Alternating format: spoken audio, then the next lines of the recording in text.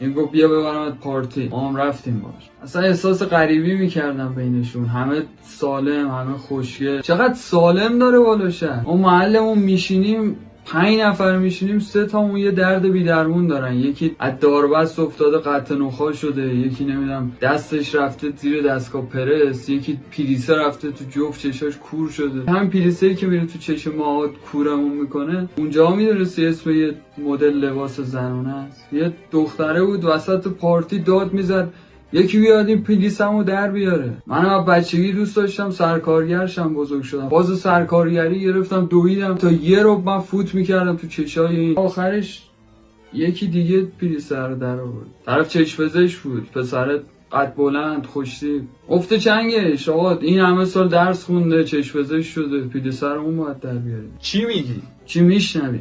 حس میکنی تحقیر شدی توی مهمونی؟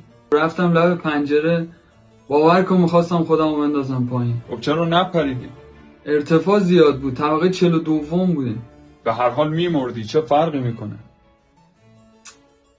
میگم وقتی میپری پایین تا برسی به زمین کل زندگیت مثل این فیلم از جلو چشت سریع رد میشه. کی حوصله داره 40 طبقه صافکاری و گچکاری و بنایی ببین؟ برای ما همون طبقه 3 4 بسه. بذار فیلم همون اولای بچگیمون تمام شه. خب چرا نپریدی؟